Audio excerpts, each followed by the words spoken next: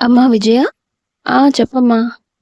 ఎలాగో నీ చదువు పూర్తయిపోయింది కదా, అందుకే నాన్న నీ కోసం సంబంధాలు చూస్తున్నారు. అంత తొందర ఏముందమ్మా, ఇంకో సంవత్సరం ఆగొచ్చు కదా. పోయిన ఏడాది కూడా నువ్వు ఇలాగే చెప్పావు, మళ్ళీ అదే మాట చెప్తే మీ నాన్నగారు కోప్పడతారు. ఎదురింటి లక్ష్మణ్ అంకుల్ మీ నాన్న మంచి స్నేహితులు కదా, అందుకే నిన్ను మనోహర్కిచ్చి చేయమని అడిగారంట అని చెప్తుంది వనజ తన కూతురుతో. ఏంటి ఆ మనోగాడా? ఊరుకమ్మా, వాడు నన్ను చూస్తేనే 10 ఫీట్ల దూరం నిలబడతాడు. వాడికి నాకు పెళ్ళేంటి? మనల్ని భయపెట్టేవాడిని పెళ్లి చేసుకుంటే కష్టం, కానీ మనమంటే భయపడేవాడిని పెళ్లి చేసుకుంటే మంచిదే కదా అక్క. నిన్నొక్క మాట కూడా అనడు, ఏం చెప్పినా చచ్చినట్లు చేస్తాడు అంటూ నవ్వుతుంది విజయ చెల్లెలు సహస్ర. నువ్వు చెప్పింది కూడా కరెక్టేనే. సరేనమ్మా, నాకు ఓకే అని చెప్పు నాన్నతో. అలా విజయ పెళ్లి కొప్పుకుంది. కానీ మనోహర్ మాత్రం, అమ్మో ఆ రాక్షిస్తో నాకు పెళ్ళా? మతుండే మాట్లాడుతున్నారా మీరు? అది ఇంట్లో ఉందని తెలిస్తేనే వాళ్ళ ఇంట్లో కూడా అడుగు పెట్టాను నేను, ఎక్కడ కొడుతుందో అని. ఊరికే ఎందుకు కొడుతుందిరా? అదంతా నీ భయం అంతే అంటాడు లక్ష్మణ్. ఏదేమైనా కానీ నేను మాత్రం దాన్ని పెళ్లి చేసుకోను నాన్న. నాన్న మనో, పెళ్ళైతే ఏ అమ్మాయినా మారిపోతుంది. అయినా పెళ్లి తర్వాత మీరు హైదరాబాద్లో ఉంటారు, తను కూడా ఏదైనా జాబ్ చూసుకుంటుంది, సరిగ్గా మాట్లాడుకోవడానికి కూడా ఖాళీ ఉండదు. ఇక నీతో ఏం పోట్లాడుతుంది? ఒప్పుకోరా అంటూ కుటుంబం అంతా కలిసి బలవంతం చేసి అతన్ని ఒప్పిస్తారు. పెళ్లి తర్వాత వారం రోజులకి విజయ మనోహర్ ఇద్దరూ కలిసి సిటీకి వెళ్ళిపోయారు.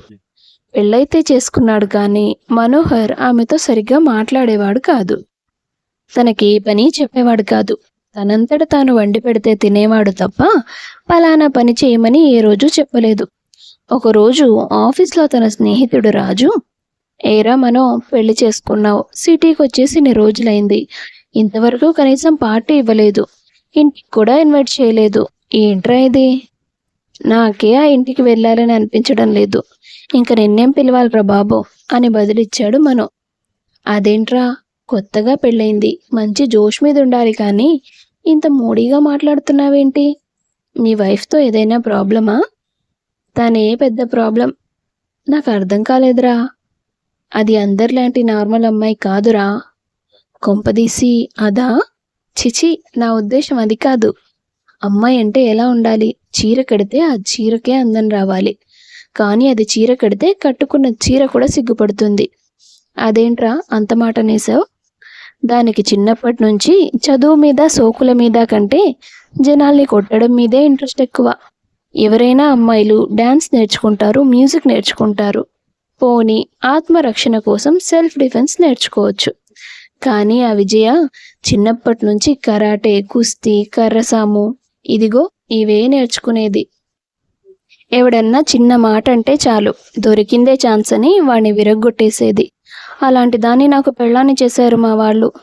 దానికి పని చెప్దామన్నా నాకు ధైర్యం రాదు, పోనీ ఒక మాట అందామన్నా ఎక్కడ చంపేస్తుందో అని భయం.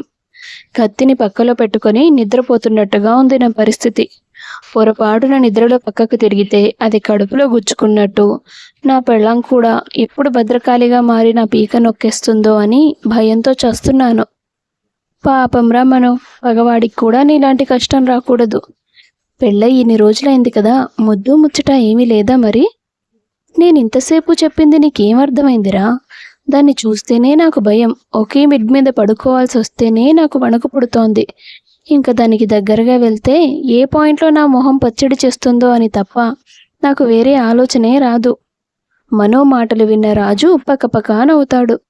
నా బాధ నీకు నవ్వులాటగా ఉందా? ఒరే మనో, అదేదో సినిమాలో చూపించినట్లు ఒక డాన్ని పెళ్లి చేసుకున్న హస్బెండ్ ఆమె ఎప్పుడు చేయలాగితే అప్పుడు బెడ్రూమ్లోకి వెళ్ళాలన్నట్టు ఫ్యూచర్లో నువ్వు కూడా అంతేనేమో. అలా అనకురా, నాకు చచ్చిపోవాలనిపిస్తుంది. మొగుడు చిటికేస్తే పరిగెత్తుకుంటూ వచ్చే పెళ్ళాన్ని ఏ మగాడైనా కావాలనుకుంటాడు. ఇలాంటి రౌడీ రాణిని పెళ్లి చేసుకోవాలని ఎవర్రా అనుకుంటారు? మా 2 కుటుంబాలు కలిసి నా జీవితమే నాశనం చేశారు. ఈ ఊబిలో నుండి ఎలా బయటపడాలో అర్థం కావడం లేదు. ఒరే మనో, నువ్వు మరీ ఎక్కువ ఆలోచిస్తున్నావు. నీ పెళ్ళై దాదాపు నెలవుతుంది, ఇంతవరకు తను నిన్నేమీ అనలేదు కదా. ఊరికినే ఎందుకు నీ మీద కోపడుతుంది ఏదో కారణం లేకుండా? కాబట్టి ప్రతిదానికి ఇలా భయపడకు. దీనికి ఒకటే దారి. ఏంటది? నువ్వు తనతో ఫ్రెండ్షిప్స్ చేయడం స్టార్ట్ చేయి. అప్పుడు ఆమె మనసులో ఏముందో అంతా తెలుస్తుంది.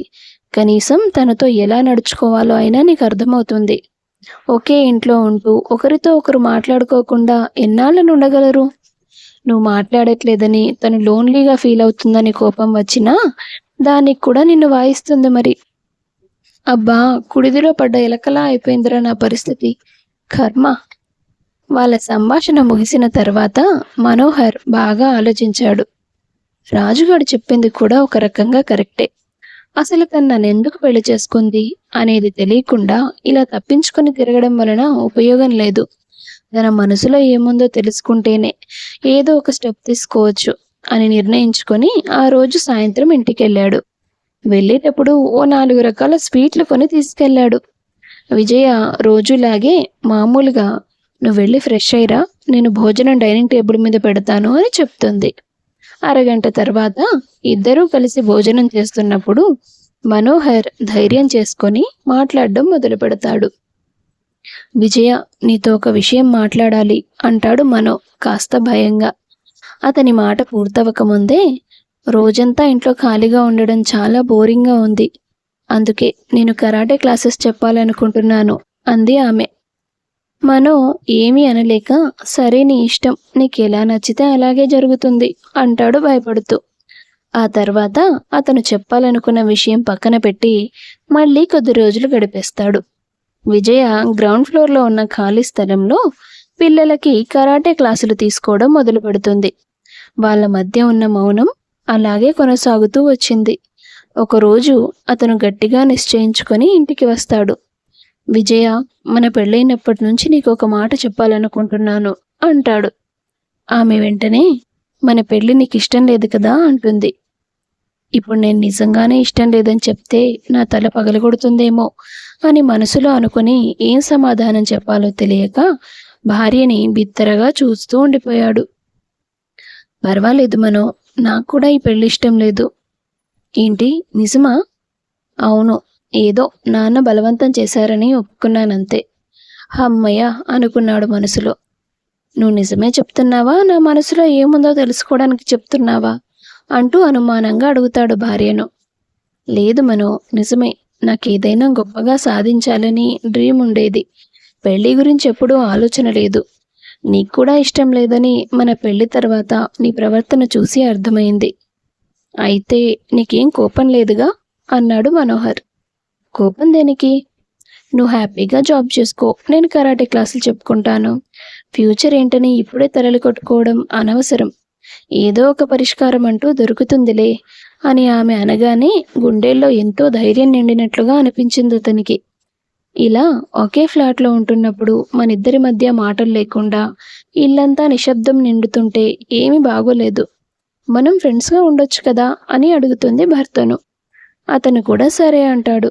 ఆ రోజు నుంచి వాళ్ళిద్దరూ సరదాగా ఉండడం మొదలుపెట్టారు. కలిసి వంట చేసుకోవడం, కలిసి ఇంటి పని చేయడం, సినిమాలకి షికార్లకి వెళ్ళడం చేస్తూ ఉండేవాళ్ళు. ఎన్ని చేసినా అతని మనసులో భయం ఉండనే ఉంది. ఆమెతో కాస్త జాగ్రత్తగా ఉండాలనుకునేవాడు. విజయ, ఆఫీస్కి లేట్ అయిపోతుంది. లంచ్ బాక్స్ రెడీగా ఉంది, కానీ బైక్ కీస్ కనిపించడం లేదు. నిన్న నువ్వు వేసుకున్న షర్ట్ పాకెట్లో ఉంది. ఐడి కూడా దొరకట్లేదు. నీ ఆఫీస్ బ్యాగ్లో పెట్టాను. అయిపోయిందా? ఇంకేమైనా వెతకాలా? అరే, నా వస్తువులు ఎక్కడ పెట్టానో నాకే గుర్తుండదు. నువ్వు ఇంత పర్ఫెక్ట్గా ఎలా గుర్తుపెట్టుకుంటావు? ఎందుకంటే నిన్ను చూసుకోవడం నా బాధ్యత కదా. ఏంటి? అదే, ఇంట్లో ఏ వస్తువు ఎక్కడుందో నేను గుర్తుపెట్టుకోవాలి కదా. నువ్వు చూడ్డానికి చాలా రఫ్గా ఉంటావు, కానీ మంచి క్వాలిటీస్ ఉన్నాయి నీలో. నీకు లైఫ్ పార్ట్నర్గా ఎవరు వస్తారో కానీ వాళ్ళు నీ వల్ల ఎప్పుడూ హ్యాపీగా ఉంటారు అంటాడు మనో. థ్యాంక్స్. సరే, నువ్వు బయలుదేరు, ఆఫీస్కి టైం అవుతుంది. నా స్టూడెంట్స్ కూడా వచ్చేస్తారు ఇంకాసేపట్లో. నేను ఇంకా టిఫిన్ కూడా చేయలేదు. సరే సరే, బాయ్ అని చెప్పి వెళ్ళిపోతాడు అతను. విజయ నాతో ఫ్రెండ్షిప్ చేస్తుందా అనే విషయం మీదే నాకు చాలా డౌట్ ఉండేది. కానీ ఈరోజు మేమిద్దరం ఎంత చక్కగా కలిసిపోయాం. తనలో అబ్బాయిలకు ఉండే తెగింపు కాస్త ఎక్కువే, కానీ మనసు చాలా మంచిది అనుకుంటూ వెళ్ళిపోయాడు ఆఫీస్కి. ఆ రోజు అదే ఆఫీస్లో పనిచేస్తున్న సోనియా అనే ఒక అమ్మాయి మనోహర్ దగ్గరకు వచ్చి, మనోగారు, నేను మీతో కాస్త పర్సనల్గా మాట్లాడాలి అంటుంది. వాళ్ళిద్దరూ క్యాంటీన్కి వెళ్ళి కూర్చుంటారు. చెప్పండి సోనియా గారు, ఏంటి విషయం? నాకు మీరంటే ఇష్టం మనోగారు. మీ అభిప్రాయం అడగాలని ఇక్కడికి తీసుకొచ్చాను. అదేంటి కొత్తగా? కొత్తగా ఏం కాదు, మీరు జాబ్ జాయిన్ అయినప్పటి నుంచే. కానీ మీకు పెళ్ళైందనే విషయం ఆఫీస్లో అందరికీ తెలుసు, నాకు మాత్రం తెలీదా? కానీ రాజు చెప్పాడు, మీకు మీ భార్యకు మధ్య రిలేషన్ అంత బాగోలేదని. మీరిద్దరూ ఎప్పుడో ఒకప్పుడు విడిపోవాలనే కదా అనుకుంటున్నారు. ఇలా మీరు ఆలస్యం చేస్తూ పోవడం వల్ల మీ భార్యకు కూడా నష్టమే కదా. మీ మధ్య ఉన్న పెళ్ళి అనే ఈ బంధం బ్రేక్ అయినప్పుడే కదా తను ఇంకొకరి జీవితంలోకి వెళ్ళి సంతోషంగా ఉంటుంది. నువ్వన్నది బాగానే ఉంది, కానీ నాకు నీ మీద అలాంటి అభిప్రాయం ఇంతవరకు లేదు. ఏం మనోగారు, నాకేం తక్కువ? పోనీ మీరు పెళ్లి చేసుకునే అమ్మాయి ఫలానా క్వాలిటీస్ కలిగి ఉండాలని చెప్పండి, దానికోసం నన్ను నేను మార్చుకోవడానికి కూడా సిద్ధమే. ఇంప్రెసివ్. నా మీద మీకు మరీ ఇంత ఇష్టం ఉంటుందని నేను అస్సలు ఊహించలేదు. డెఫినెట్గా ఈ విషయం గురించి నేను ఆలోచిస్తాను అంటాడు అతను. ఆ రోజు సాయంత్రం ఇంటికి వెళ్ళాక విజయతో సోనియా ప్రపోజల్ గురించి చెప్తాడు. నువ్వేమన్నావు మరి? నేను ఇంకా ఏమీ చెప్పలేదు విజయ, కానీ ఒక అమ్మాయి నా కోసం తనని తాను మార్చుకోవడానికి కూడా రెడీగా ఉన్నప్పుడు అంత ప్రేమను వదులుకోవడం ఎందుకు అనిపిస్తుంది. మనం ఎలాగో విడిపోవాలనుకుంటున్నాం కదా, కాకపోతే నాకంటే ముందు నువ్వు సెటిల్ అయితే బాగుంటుందని నా ఆలోచన, అంతే. ఎవరు ముందు సెటిల్ అయితే ఏంటిలే, విడాకులు తీసుకుంటే నువ్వు కోరుకున్న ఒక మంచి జీవితం నీకు దొరుకుతుంది. ఆ ఏర్పాట్లు చెయ్యి. నేను ఒక వారం రోజులు మా ఇంటికి వెళ్ళొస్తాను. సరే, నీ ఇష్టం. భార్య చెప్పిన ప్రకారం వాళ్ళ విడాకుల గురించి లాయర్తో మాట్లాడతాడు మనోహర్. డాక్యుమెంట్స్ తీసుకొచ్చి ఇంట్లో పెడతాడు. విజయ వెళ్ళి 4 రోజులు అవుతోంది. త్వరగా వచ్చేస్తే బాగుండు, ఒక్కడికే ఏమీ తోచట్లేదు అనుకుంటూ గదిలో సామాన్లన్నీ నీట్గా సర్దుతుండగా అతనికి డెస్క్లో ఒక డైరీ కనిపించింది. తనకి డైరీ రాసే అలవాటు కూడా ఉందా ఏంటో? ఈ అమ్మాయిని ఎంత చదివినా ఒక పేజీ మిగిలే ఉంటుంది. అర్థం చేసుకోవడం చాలా కష్టం. తన డైరీలో ఏమైనా ఇంట్రెస్టింగ్ విషయాలు తెలియచ్చేమో, చూద్దాం అనుకుని డైరీ ఓపెన్ చేయగానే సోనియా నుండి ఫోన్ వస్తుంది. కాల్ లిఫ్ట్ చేసి డైరీని బెడ్ మీద పడేసి వెనక్కి తిరిగేసరికి డైరీలో చివరిగా రాసుకున్న పేజీ ఓపెన్ అవ్వడం చూస్తాడతను. సోనియా, ఒక 10 నిమిషాల తర్వాత మళ్ళీ కాల్ చేస్తాను అంటూ ఆమె కాల్ కట్ చేసి చదవడం మొదలు పెడతాడు. నీకోసం భవిష్యత్తులో మారతానన్న అమ్మాయి ప్రేమ నీకు కనిపిస్తోంది, కానీ నువ్వు తాళి కట్టిన క్షణం నుంచి నాలో వచ్చిన మార్పేది నీకు కనిపించలేదా మనో? నా అలంకరణలో, అలవాట్లలో, మాట తీరులో వచ్చిన ఏ మార్పు నీకు కనిపించలేదా? నువ్వు అడక్క ముందే అన్నీ సిద్ధం చేసి పెట్టే నా శ్రద్ధ నీకు కనిపించలేదా? నీ కళ్ళలోకి చూస్తున్న ప్రతిసారి నా కళ్ళలో ఉండే వెలుగు, ప్రేమ, ఇవేవి నీకు కనిపించలేదా? ఎందుకు నన్ను దూరంగా పంపించాలనుకుంటున్నావు అని రాసుంది. అదంతా చదివిన మనోహర్ ఒక్కసారిగా అవాక్కవుతాడు. పెళ్ళైనప్పటి నుంచి గడిచిన కాలమంతా గుర్తు చేసుకుంటాడు. నిజమే, పెళ్లి తర్వాత తన మాటల్లో, నడవడికలో చాలా మార్పు వచ్చింది. కానీ తనకి నా మీద ప్రేమ ఉండడం ఏంటి? మా పెళ్ళి తనకు కూడా బలవంత పెళ్ళనే చెప్పింది కదా అనుకొని ఆ డైరీలో మిగిలిన పేజీలు చదవడం స్టార్ట్ చేశాడు. ప్రతి పేజీలో ఆమె మనోహర్ గురించే రాసింది. తన కాలేజ్ డేస్ నుంచి అతన్ని ఆమె ఎంతగానో ఇష్టపడుతున్నట్లుగా రాసింది అందులో. ఈ పెళ్లి నాకు కూడా ఇష్టం లేదు అని చెప్పిన రోజు, అలా చెప్తేనే నువ్వు నాతో మాట్లాడతావని నాకు అనిపించింది మనో. నువ్వు నన్ను ఇంకా ఒకప్పటి విజయలాగే చూస్తున్నావు తప్ప నీ భార్యగా చూడట్లేదని నేను అర్థం చేసుకున్నాను. కనీసం నీతో మాట్లాడే అవకాశమైనా ఉండాలని అలా అబద్ధం చెప్పాను. అసలైతే నేనే మామయ్య గారితో మాట్లాడి మన ఇద్దరికి పెళ్లి చేయమని అడిగాను. ఆ విషయం బయట పెట్టకుండా మామయ్య గారు నాన్నతో మాట్లాడారు. పెళ్లి తర్వాత నువ్వు నన్ను అర్థం చేసుకుంటావని ఆశపడ్డాను, కానీ అది జరగలేదు. నీకోసం నన్ను నేను మార్చుకున్న తీరు కూడా నీకు కనిపించట్లేదు. అందుకే ఒక ఫ్రెండ్గా అయినా నీతో కబుర్లు చెప్పే సమయమైనా దొరకాలని అబద్ధం చెప్పాను అని రాసుకుంది. అవన్నీ చదివిన తర్వాత మనోహర్ మైండ్ కాసేపు పనిచేయలేదు. 2 రోజులు ఆఫీస్కి కూడా వెళ్ళడం మానేసి అదే విషయం గురించి ఆలోచిస్తూ ఉండిపోయాడు. మరుసటి రోజు విజయ ఊరు నుంచి తిరిగొచ్చింది. హాయ్ మను, ఎలా ఉన్నావు? నాకేంటి, నేను చాలా బాగున్నాను. చెప్పడం మర్చిపోయాను. ఈ వారం రోజులు సోనియా కూడా నాతో పాటు ఇక్కడే ఉంది అని అతను అనగానే విజయ కళ్ళలో నీళ్లు నిండడం గమనించాడు మనోహర్. అవునా, ఓకే, నేను వెళ్ళి ఫ్రెష్ అవుతాను అంటూ నెమ్మదిగా అందామె. మనోహర్ ఆమె చెయ్యి పట్టుకొని కళ్ళలో ఎందుకా నీళ్లు అని అడిగాడు. అలాంటిదేం లేదు అని మాట దాటేసింది ఆమె. నీ కళ్ళలో మనసులో ఉన్న ప్రేమ నాకు కనిపించినట్టుగా కన్నీళ్లు కూడా కనబడవని అనుకుంటున్నావా అనగానే వెనక్కి తిరిగి చూసింది ఆమె. నీలో నేను ఒక రౌడీ పిల్లనే చూశాను. భర్తను అమితంగా ప్రేమించే భార్యను చూడలేకపోయాను. అది నా తప్పే. నా ప్రవర్తన కారణంగా నువ్వెంత బాధపడ్డావో నాకు అర్థమవుతుంది. దానికోసం నువ్వే శిక్ష వేసినా నేను సిద్ధమే అంటాడు అతను.